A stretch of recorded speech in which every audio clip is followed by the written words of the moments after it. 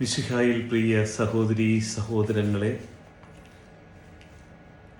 യേശു സ്ഥാപിച്ച തിരുസഭയിൽ ഇന്നും യേശുവും യേശുവിനെ രക്ഷകനും നാഥനുമായി സ്വീകരിച്ചിരിക്കുന്നവരും ക്രൂശിക്കപ്പെടുന്നു. തിരുസഭയുടെ അധികാരികൾ ദൈവജനത്തെ കർത്താവിലേക്ക് എത്തിച്ചേർക്കുവാനായിട്ട് വേണ്ടി അവർക്ക് നൽകിയിരിക്കുന്ന അധികാരം ശരിയായ രീതിയിൽ വിനിയോഗിക്കുന്നുണ്ടോ ഇല്ലയോ എന്ന് ഒരു വിശകലനം ചെയ്യുക എന്നതാണ് ഈ വീഡിയോയിലൂടെ ഞാൻ ഉദ്ദേശിക്കുന്നത്. ഞാൻ എറണാകുളം അങ്കമാലി അതിരൂപതയിലെ ഒരു വിശ്വാസിയാണ്.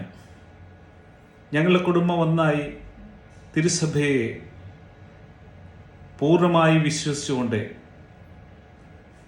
കർത്താവ് ഞങ്ങളിൽ ഏൽപ്പിച്ചിരിക്കുന്ന ദൗത്യങ്ങൾ പൂർത്തീകരിക്കുക എന്ന ലക്ഷ്യത്തോടു കൂടി നാം ജീവിക്കുന്നവരാണ്. സഭയുമായിട്ട് വളരെയധികം ബന്ധപ്പെട്ടും സുവിശേഷ പ്രവർത്തനങ്ങളിൽ വ്യാപൃതരായിക്കൊണ്ട് ജീവിക്കുന്ന ഞങ്ങൾക്ക് സീറോ മലബാർ സഭയിൽ നിന്നും ഞങ്ങൾക്ക് ലഭിക്കേണ്ടതായ ആത്മീയ പാപപരിഹാര കൂദാശയായ വിശുദ്ധ കുർബാനയും മറ്റു കർമ്മങ്ങളും ലഭിക്കാതെ ഇരുന്നിട്ട് വളരെ നാളുകളായി. എന്നാൽ തിരുസഭയ്ക്കെതിരെ പ്രവർത്തിക്കുന്ന സംഘടനകളുമായി ചേർന്നുകൊണ്ട് തിരുസഭയെ നശിപ്പിക്കുവാൻ ശ്രമിക്കുന്ന ഏതാനും ഇടയന്മാരും പുരോഹിതരും അൽമായരെല്ലാം ചേർന്നുകൊണ്ട് കർത്താവായ യേശുവിനെ ക്രൂശിക്കുകയാണ് ഇന്ന് ചെയ്തുകൊണ്ടിരിക്കുന്നത്. ഞാൻ കണ്ട ദർശനത്തിൽ ഇന്ന് കർത്താവിൻ്റെ ശരീരത്തെ ക്രൂശിൽ തറക്കപ്പെട്ട് രണ്ട് കൈകളിലും ആണി തറച്ചപ്പോൾ രണ്ട് കാലുകളിലും കൂടി ഒരു ആണി തറച്ചിരുന്നതിൽ നിന്നും ഒരു കാലിനെ വലിച്ചു പറിച്ച് പിണച്ചിട്ടിരിക്കുന്നതായ അവസ്ഥയിലൂടെയാണ് ഇന്ന് യേശുവിനെയും സഭയെയും കാണുന്നത്. കാരണം ഇന്ന് ഈ സഭയെ നയിക്കുന്നവരെല്ലാം സമ്പത്തിനും അധികാരത്തിനും മറ്റു സുഖലോലുതയ്ക്കും വേണ്ടി മാത്രം മുന്നോട്ട് പോകുമ്പോൾ യഥാർത്ഥത്തിലുള്ള ദൈവപുത്രനായ യേശു ക്രൂശിക്കപ്പെടുകയാണ്. ആ യേശുവിനെ പിന്തുടരുന്ന എല്ലാവരും ക്രൂശിക്കപ്പെടുന്നു.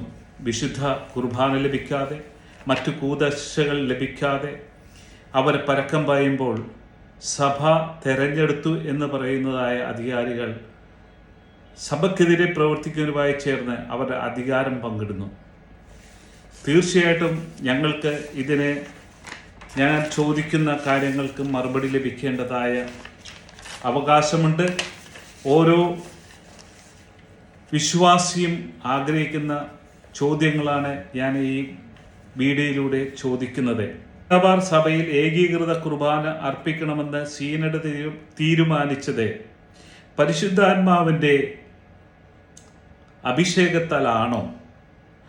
അഭിഷേകത്തിലാണെങ്കിൽ ഈ വിശുദ്ധ കുർബാന അർപ്പിക്കണമെന്ന് മാർപ്പാപ്പ പോലും പറഞ്ഞിട്ട് എന്ത് കൊണ്ട് ഈ വിശുദ്ധ കുർബാന അർപ്പിക്കുന്നില്ല?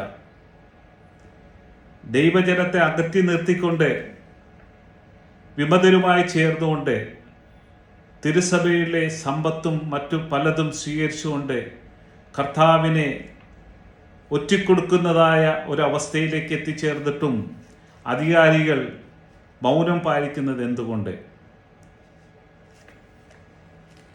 യേശുവിനെ രക്ഷകനും നാഥനുമായി സ്വീകരിച്ചിരിക്കുന്ന യഥാർത്ഥ വിശ്വാസികൾക്കും യോദ്ധാക്കൾക്കും ഏകീകൃത പരിശുദ്ധ കുർബാന നിഷേധിച്ചുകൊണ്ട് കൂദാശകൾ സ്വീകരിക്കുവാൻ സാധിക്കാത്ത സാഹചര്യം എങ്ങനെ ഉണ്ടായി?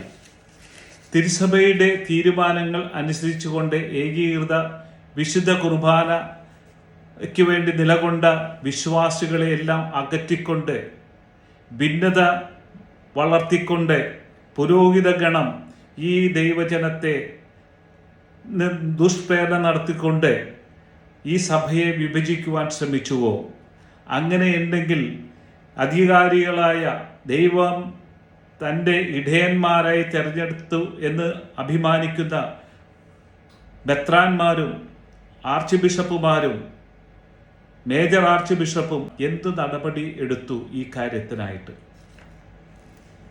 മ്ലേച്ഛമായ പ്രവർത്തനങ്ങൾ നൽകിക്കൊണ്ട് സഭയ്ക്കെതിരെ സഭയെ പൊതുജന മധ്യത്തിൽ അവഹേളിക്കുന്ന പുരോഹിതരെയും മറ്റു പലരെയെല്ലാം ഇന്ന് സഭയോട് ചേർത്ത് നിർത്തിക്കൊണ്ട് വീണ്ടും അഴിമതിയും മറ്റു കാര്യങ്ങൾ ചെയ്യുമ്പോൾ എന്തുകൊണ്ടാണ് സഭാ അധികാരികൾ മൗനം പാലിക്കുന്നത്?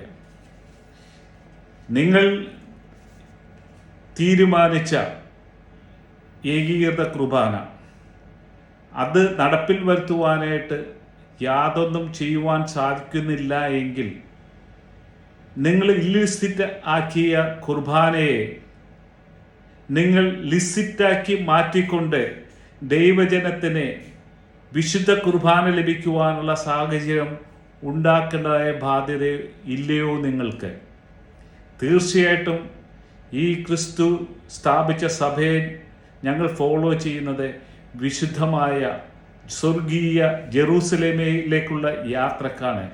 അതിനുവേണ്ടിയാണ് ഞങ്ങളുടെ ഈ ലോക ജീവിതത്തിൽ വളരെയധികം ത്യാഗങ്ങളും വേദനകളും സഹിച്ചുകൊണ്ട് ഞങ്ങൾ ഈ ക്രിസ്തു സഭയെ പടുത്തുയർത്തിയത്.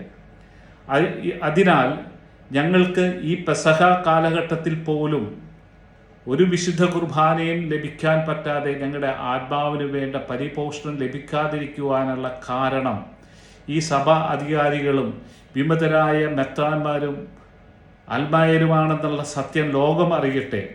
അതിന് എന്ത് നടപടി നിങ്ങൾക്ക് സ്വീകരിക്കാൻ സാധിക്കുമെന്ന് നിങ്ങൾ ഈ വിശ്വാസികളോട് പറഞ്ഞ് പുതിയ രീതിയിൽ പരിഹാരമുണ്ടാക്കുവാൻ പരിശുദ്ധാത്മാവിനാൽ നിങ്ങളെ ദൈവം നയിക്കട്ടെ എന്ന് ഞങ്ങളും പ്രാർത്ഥിക്കുന്നു. നിങ്ങൾക്ക് മാനസാന്തരം ലഭിക്കട്ടെ എന്ന് പ്രാർത്ഥിച്ചുകൊണ്ട് ബ്രദർ തോമസ് ജോർജ് പാണശ്ശേരി.